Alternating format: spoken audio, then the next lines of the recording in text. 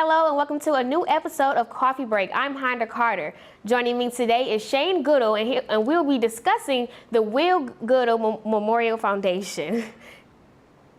Thank you for joining me today. So to start off, can you tell me a little bit about yourself, your family, and your story? Yeah, well, I work here in Lansing. I'm a lawyer at Church Weible Law Firm here in Nokomis, and it's my wife and I, and we had Will back in 2005, and he completed the family, and he was pretty much everything to us when he came into the world. He's a special little boy, let's just say that. And my wife works at Rhonda. She works at Nokomis Ortho, Burkhart Pecora, and we work every day now and trying to get this foundation off the ground. So we're busy people. And for viewers who don't know, what is the Will Goodale Foundation? Well, the Will Goodale Foundation, that was created when my son was sick and he moved on. Primarily because his mother and I wanted to further his name and his spirit, and it was created with the idea of not only keeping Will's name and pictures and everything else in the minds of people, his friends, and just the public. We wanted to help others achieve his goal. So the purpose of the foundation, what we're doing is we're having events throughout the year, annual events, like the Kickball event we'll talk about shortly. But we have these events, and what we do is we raise money for the foundation. And with that money, we're going to invest it into an account, and what we will do is we will offer scholarships to students going into a police academy. So Will, probably since the age he was 5 or 6 years old, wanted to be a police officer. Greg Fringer was a friend of his, Meridian Township Police, and he either wanted to be part of the Meridian Police Department SWAT team, or he wanted to be part of the Michigan State Police Department. So we thought a good way to do for this purpose basically is to have events and the raising money. So every year someone would be able to know my son by helping them financially achieve Will's goal of being a police officer. He wanted to be a police officer, and he was so excited with police officers and their authority and just the way they handle things, and he was overwhelmed by it, really. He watched TV commercial or the cops shows on TV all the time. So this was his goal, and we thought we can have the foundation, and part of the foundation we can have the foundation pay for scholarships for students achieving his goal. So what were the first signs that showed you that Will wanted to be a part of the law enforcement? Well, I hate to say it, but there was one time I was pulled over here in Nokomis in Meridian Township, and I guess let me start out by saying about a week or two prior, he wanted to have a lemonade stand. So we live sort of in the country and not a lot of cars, so we put signs out and we set out by the road and had a lemonade stand, and he wanted to raise money for Xbox game or whatever, and so we set out there, and then by chance Meridian Township police officer stopped by and paid him money for a lemonade, and he talked to the police officer, and the police officer told him all about being a cop and everything else, and about guns and the safety of guns and everything else, and from that point on, and maybe about a month or two later, I was pulled over in Meridian Township by the same officer that came to his lemonade stand, and just by chance he remembered Will sitting in the back seat, and what it was is my taillight was out, and from that day forward, I didn't receive a ticket or anything, but I told him I'd fix the taillight. But from that day forward, Will said, "Dad, I got you out of a ticket. I got you out of a ticket. I got you out of a ticket." So and then from that point on, he was watching the TV shows of cops, and then we came to the police station here, and then we went to Michigan State Police there on Kreitz Road, I think. And when we were out there, we did a tour of the facility. It's a big police facility. I'm not sure what the number is, but they also have a racetrack out, or not a racetrack, but a test track for new cops, I'm assuming, to drive at high speeds around whatever, the figure eight or whatever it is out there. And when we were taking the tour, an officer comes up to us and introduces himself and talks to Will and us about the facility, and then but just by chance he asked Will whether he wanted to go for a ride in the police car at the back of the facility, and Will's like, totally, because he loves cops cars. And one thing he loved seeing was Michigan State Police. They, on some of their cars, they have the single light on top. I think it's called the bubble. But he loves seeing those cars, and he always wanted to drive the Michigan State Police car Charger, the Dodge Charger with the bubble on top. And that's the car he rode in that day. And he went around the track like 80 or 90 miles an hour, and he got out of the car, and his eyes were so huge. It was perfect. It was great. It was a great day for him. Yeah.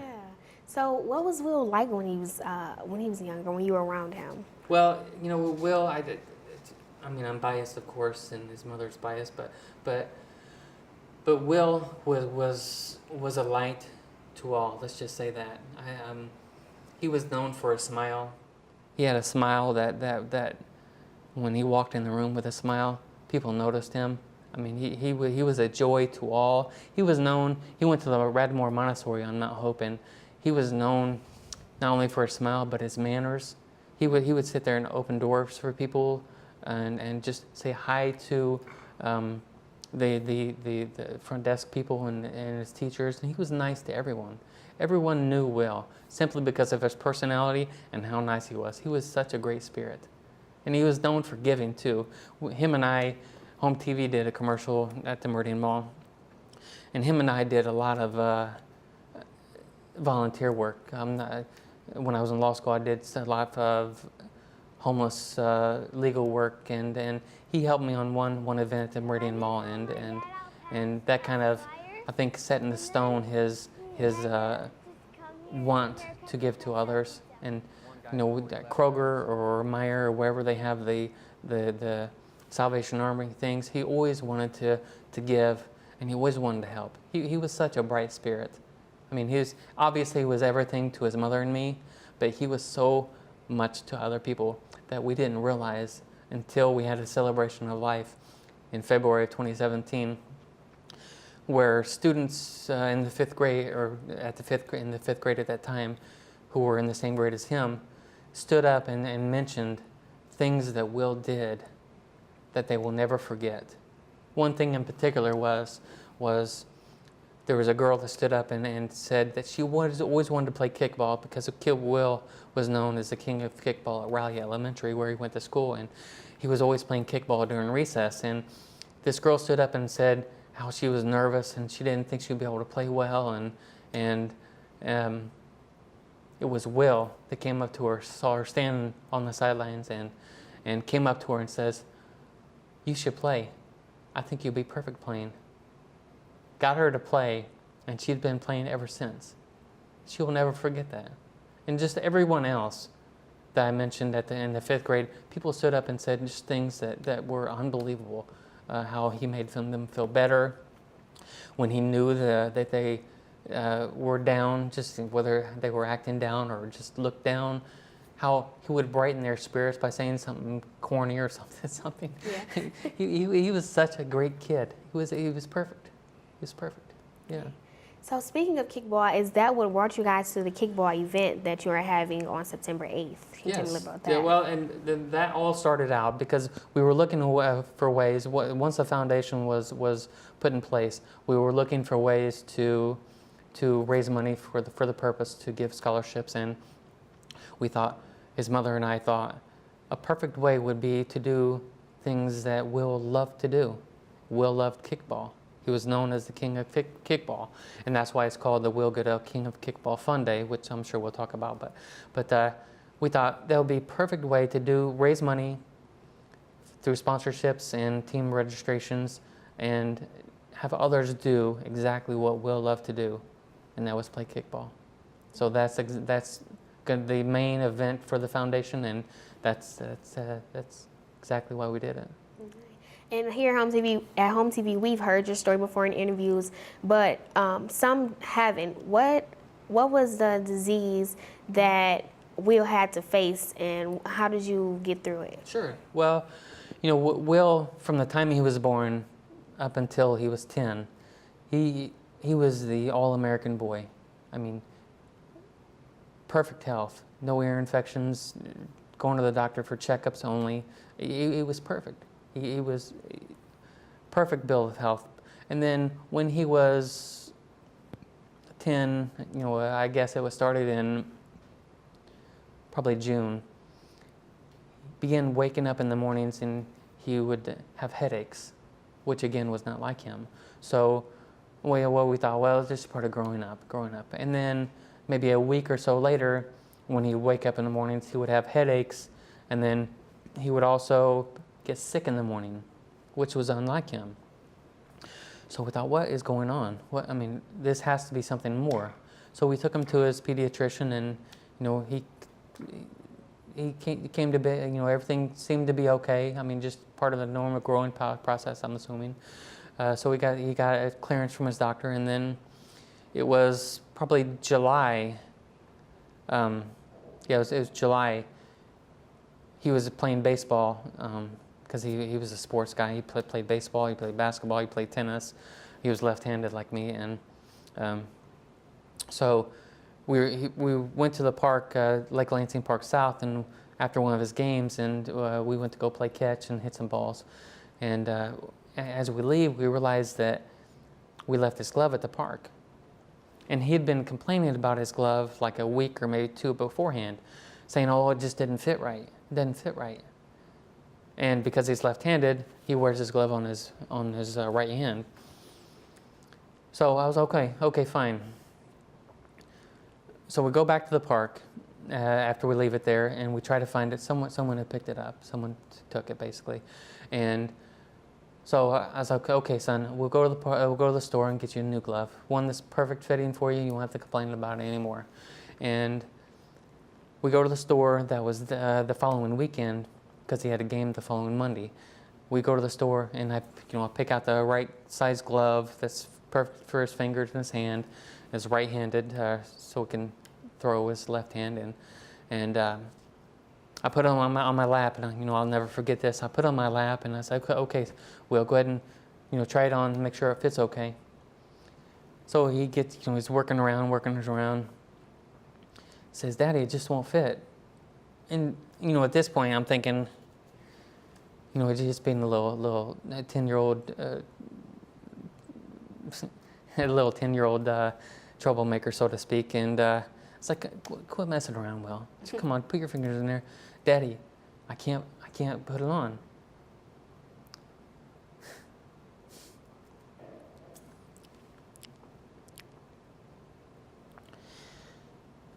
I can't straighten out my fingers. I thought, what? Quit messing around. We got to go. We got grocery shopping to do and everything else. And I said, try it again.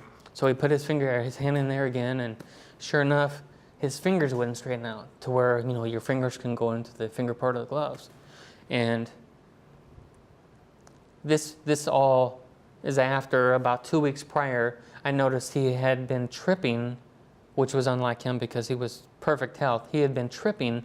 His right leg was causing him to trip at the mall a few times and a couple other times. And then a few restaurants we were at, I noticed he dropped his cup a couple times when he had picked it up with his right hand. So when we was at the store, and that last time he told me, I just can't put my fingers in. My fingers won't straighten out. It dawned on me. The times at the mall when he fell, the times at the mall when we did the haircut event for the homeless, where he dropped the pizzas, and then the times at the restaurants where he dropped the glass with his right hand, not able to straighten his fingers out now with his right hand. The world came down on me. I thought, maybe he had a stroke. 10-year-old possibility, maybe he had a stroke. So we get in the car. We run every red light the Sparrow Hospital, and sure enough, in the back, Dad, you're gonna get pulled over. Your dad, because he didn't know anything. I didn't tell him anything at that point. Dad, you're gonna get pulled over. But it was a red line to Sparrow, and we got him in. They did a CT scan of his brain, the spinal cord, and everything came back clear. But they wanted to do an MRI just for a more intensive scan, and we found out that we would have to go to Mott's for that because they weren't equipped at the time to have someone read it. So we went to Mott's, and we stayed overnight, and then the next morning, he goes for the MRI, and I explain everything to him, and don't worry, it's just a tube and loud noise and everything else, and a couple hours later they come out and they say they take his mother and I. Take your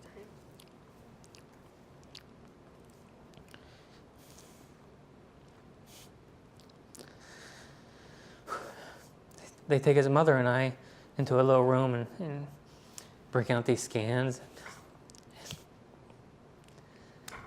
Your son has a brain tumor.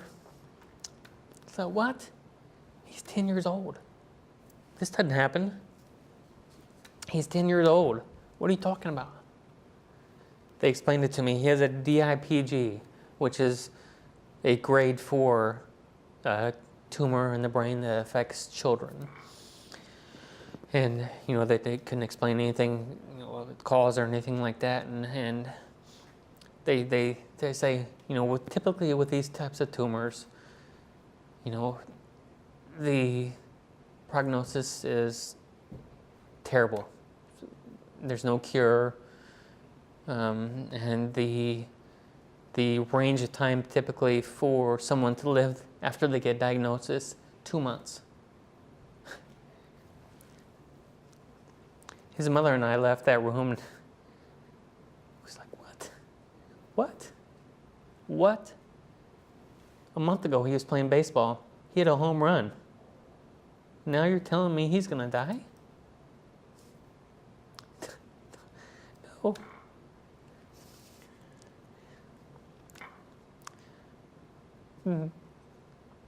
That's not going to happen on my watch. So,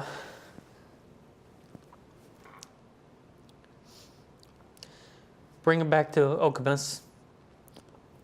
I get on the horn on the phone with 3 of my physician friends, and I tell them the situation, the diagnosis, and I said, "What would you do if he's your child?"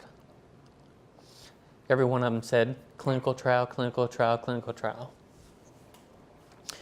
I contacted David Middleman at where I work now, Church Bible. I met with him, and I said, I know you're not a doctor, but you're in this arena. What would you do? He contacted some of his friends, same thing, clinical trial, clinical trial, clinical trial. So what I do at this point is I research this DIPG. I find out the top 5 researchers across the United States for clinical trials on DIPG. I found out their phone number and their email address. And then the next 2 weeks, I talked to each and every one of them about DIPG, his condition, and what to do next.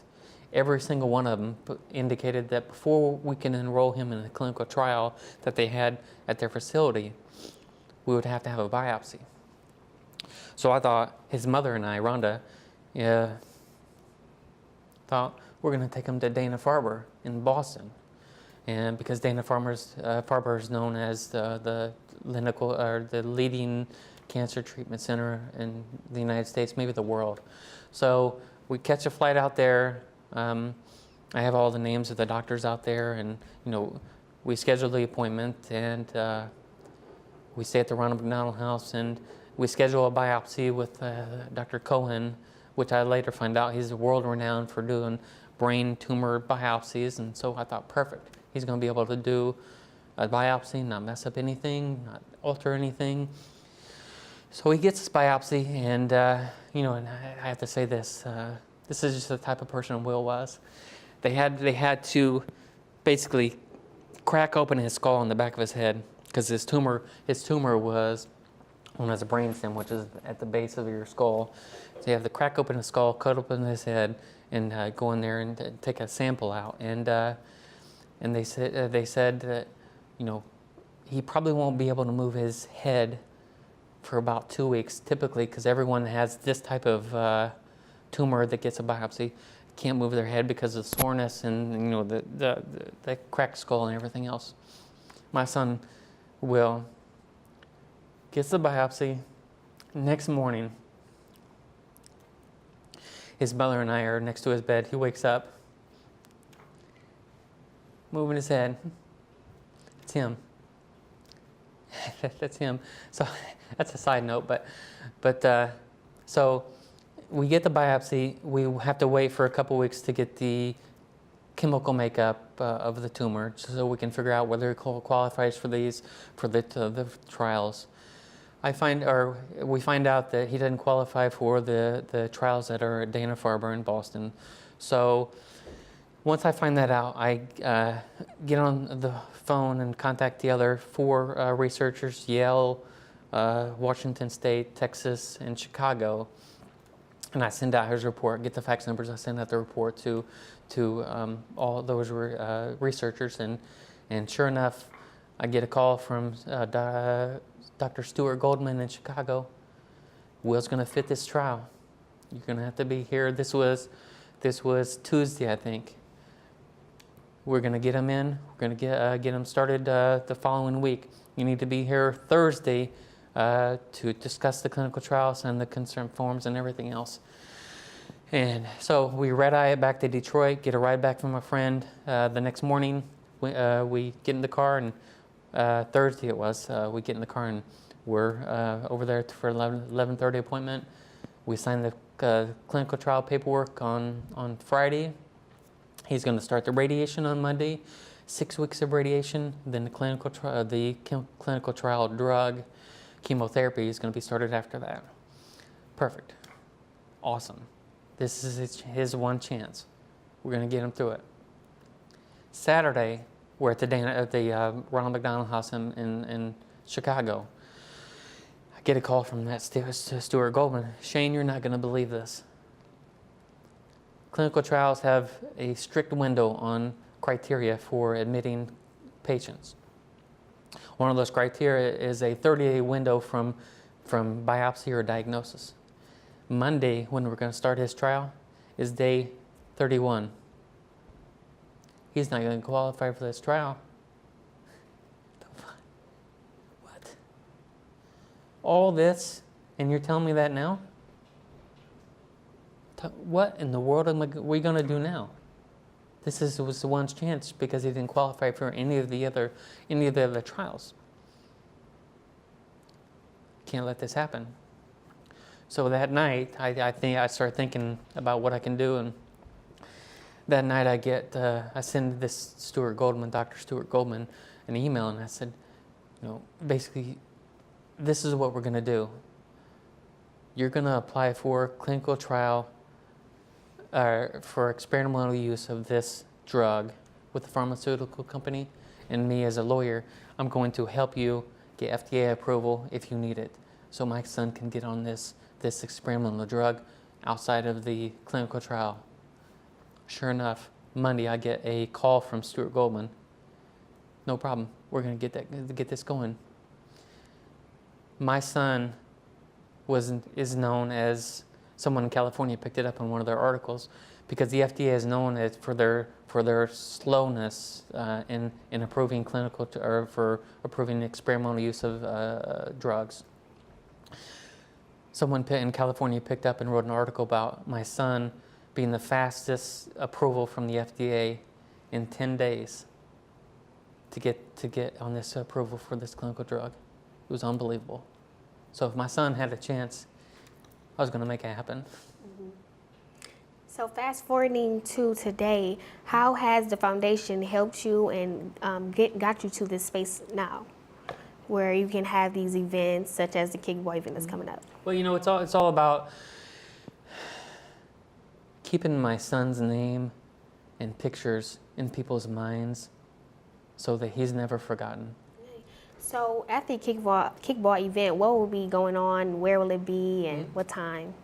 We are so excited. Actually, we had a board meeting at the Towner Road Park is where it's going to be. We had the board for the foundation had a meeting there a couple weeks ago, and the park is huge. I'm not sure if you've been there, but it's huge and it's beautiful, and it's going to be a great place for it.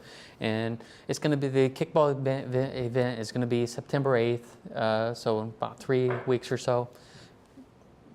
And we have a number of teams signed up so far, and what we're also going to have, so it's going to be basically a day of kickball. But also what we're going to do for the event is we're going to have inflatables there for children that are there or team members that are there that want to bounce around and maybe slide. I'm not sure exactly the inflatables are going to be there, but we also have 2 food trucks.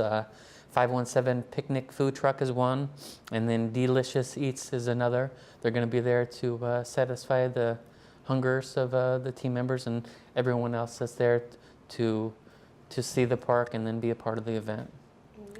And I know that HOMTV is a media sponsor of the event. Do you have any other people who want to contribute, or if they want to, how can they? Well, we do have other sponsors, Fox 47 being one, HOMTV, and then we have an anonymous $10,000 sponsor, thankfully. And then we are in the process now of going to businesses, churches, and others to get sponsors. And then one way they can sponsor is through the new website that we have, Goodale.com. There's a sponsor section, and there's a PayPal section as well on that page where people can go and sponsor the event. And I have to mention the website that was put together and is live as of last week. Shoemaker Group in Lansing put that together, and they did an amazing job on it. And it's perfect, actually. It has an About Will section. It has the kickball section. It has a bowling event section, which we have in January. It has a donation section. It's a great website, and I'm thankful for them to help us with that. But another way to sponsor would be anyone can go to an MSU Federal Credit Union and go to a teller and indicate that they would like to make a donation to the Will Goodale Memorial Foundation, and they can look up the number, take the check or the cash payment, and deposit it into the account. And then also we have a P.O. box for the foundation. If donors want to make donations through the P.O. box, it is P.O. Box 604 in Hazlet and 48840.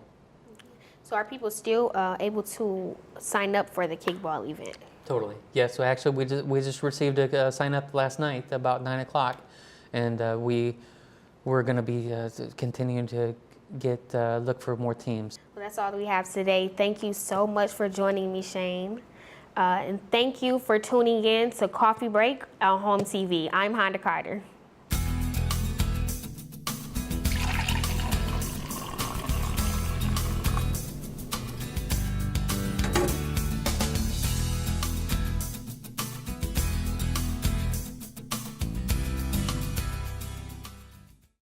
Who wants to be the king or queen for a day? How about the king or queen of kickball for a year? This is my son, Will Alexander Goodale, and he was known as the king of kickball at Rallia Elementary in Hazlet. Unfortunately for all, his reign was cut too short on November 2nd, 2015. To honor his dreams and spirit, we have set up a foundation in his name, and we invite you to join us for the annual Will Goodale King of Kickball Fun Day. To learn more about the foundation or to register your team, please visit www.rememberwillgoodale.com.